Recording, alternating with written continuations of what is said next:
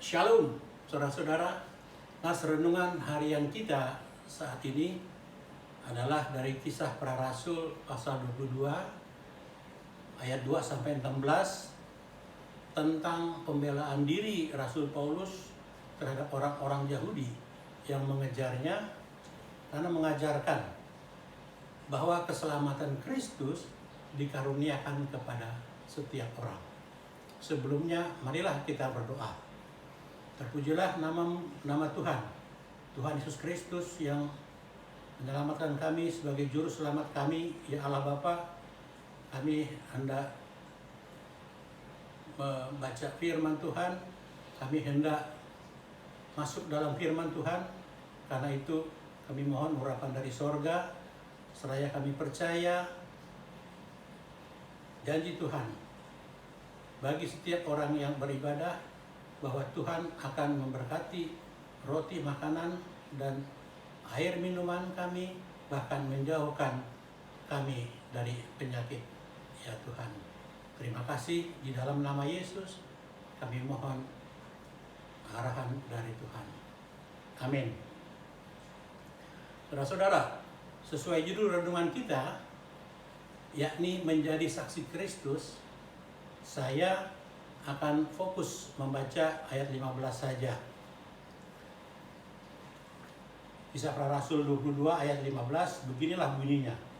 Sebab engkau harus menjadi saksinya terhadap semua orang tentang apa yang kau lihat dan yang kau dengar. Amin. Saudara-saudara, sesuai amanat agung, ketika Kristus naik ke surga, mau tidak mau saudara harus menjadi saksi Kristus yang ditunjukkan baik melalui sikap hidup sehari-hari maupun perkataan-perkataan yang membangun sesama dan menegur kesalahan atau dosa. Demikianlah yang dilakukan Rasul Paulus ketika di Yerusalem lebih kurang 62 Masehi, saat orang-orang Yahudi marah kepadanya. Orang-orang Yahudi yang belum percaya Kristus marah kepada Rasul Paulus sebab Paulus membawa banyak orang-orang yang bukan Yahudi, yaitu orang-orang Yunani, menjadi terima Yesus, bertobat, dan bahkan Paulus membawa mereka beribadah di bait suci. Mereka, orang Yahudi, marah selain karena membawa orang-orang non-Yahudi beribadah di bait suci yang diklaim sebagai tempat beribadatan orang-orang Yahudi, tetapi juga karena Paulus mengajarkan bahwa keselamatan Kristus dikaruniakan kepada semua orang tanpa harus melalui orang-orang Yahudi. Dan dengan demikian, mereka berpikir bahwa orang percaya tidak harus tunduk pada hukum Taurat.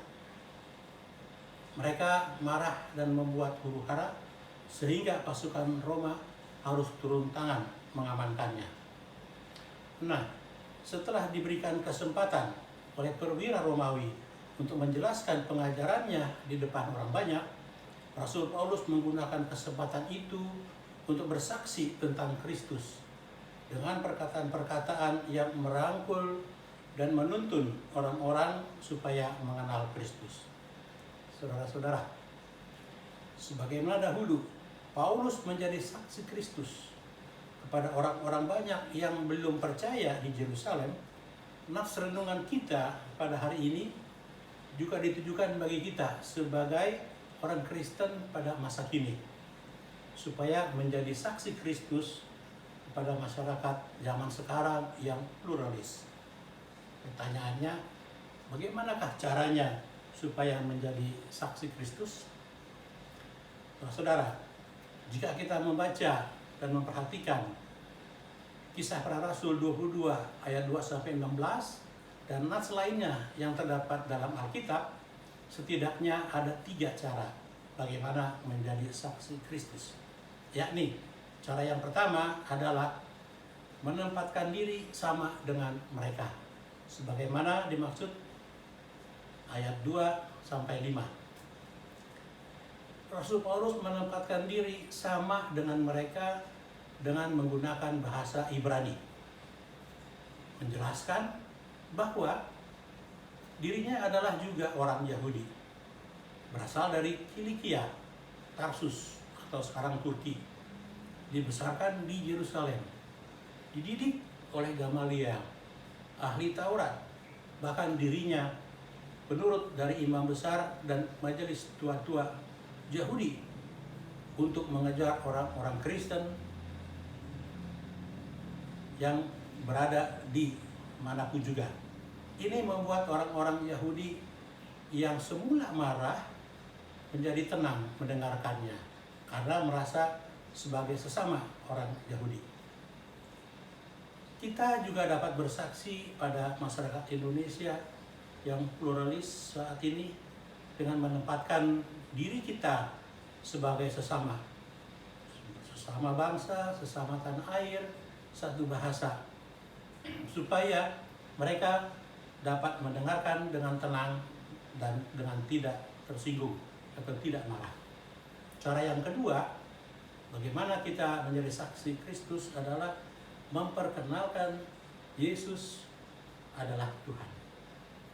Saudara, dengan Paulus memisahkan bagaimana dirinya dan pasukannya yang sedang mengejar orang-orang Kristen, ketika menuju Damsyik, mereka melihat di perjalanan cahaya yang menyilaukan turun dari langit mengelilingi Paulus, dan bagaimana suara Tuhan berbicara kepadanya. Dan dengan jelas-jelas Paulus menyebutkan dialah Yesus, orang Nazaret, yang adalah Tuhannya orang Kristen yang dia kejar-kejar dan aniaya. Dalam proses menceritakan ini, bersaksi ini, orang-orang Yahudi mendengarkan dengan seksama, dan nama Tuhan Yesus disampaikan dan dimuliakan oleh Rasul Paulus. Saudara-saudara, dalam saudara-saudara bersaksi, ingat, yang saudara perkenalkan dan muliakan adalah nama Yesus sebagai Tuhan dan Mesias, bukan nama yang lainnya. 2 Tesalonika 1 ayat 12. Sehingga nama Yesus Tuhan kita dimuliakan di dalam kamu, dan kamu di dalam Dia, menurut kasih karunia Allah kita dan Tuhan Yesus Kristus. Jadi, jikalau orang lain menjadi percaya dan terima Yesus, itu adalah pekerjaan Roh Kudus. Bagian kita hanyalah menyaksikan dan memperkenalkan Yesus sebagai Tuhan dan Mesias kita. Lalu cara yang ketiga adalah menyerukan nama Tuhan yang benar. Ayat 12-16. Setelah kebutaannya dipulihkan dan diingatkan oleh Ananias, orang Yahudi yang saleh, Paulus tidak ragu dibaptis, mengaku dosa-dosa, dan menyerukan yang benar yang dilihat dan didengarnya. Paulus menggunakan nama umum yang benar, maksudnya adalah Kristus. Sebagaimana dalam Yohanes 14 ayat 6, akulah jalan, kebenaran, dan hidup. Tidak seorang pun sampai kepada Bapa kalau tidak melalui aku.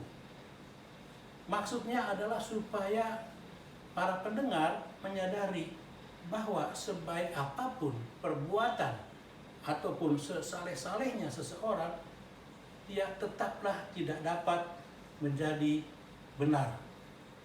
Sebab orang hanya bisa dibenarkan hanya melalui Yesus Kristus, karena Yesus Kristuslah kebenaran itu sendiri.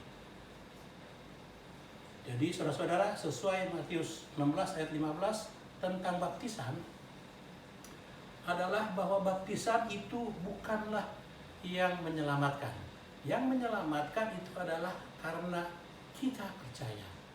Baptisan adalah sebagai tanda bahwa kita adalah orang percaya. Jadi baptisan adalah sebagai simbol bahwa kita sudah menguburkan semua pengakuan dosa, pengampunan dosa di dalam nama Yesus Kristus. Darah yang tercurah di salibnya. Kita menguburkan segala pengakuan dosa itu melalui baptisan. Demikian saudara-saudara yang dikasihi Tuhan Yesus Kristus, bagaimana kita menjadi saksi Kristus? Yaitu yang pertama adalah kita menempatkan diri sama dengan mereka. Yang kedua adalah memperkenalkan Yesus adalah Tuhan. Dan yang ketiga menyerukan nama Tuhan yang benar. Demikian kiranya boleh menjadi berkat dan penghiburan bagi kita semua. Kita berdoa. Terima kasih Bapak Surgawi, Tuhan boleh memimpin kami menyampaikan kabar keselamatan pada kami ya Tuhan. Urapi kami dan setiap pendengarnya sehingga boleh menjadi saksi Kristus yang menyukakan hati Tuhan. Dalam nama Yesus kami berdoa. Amin.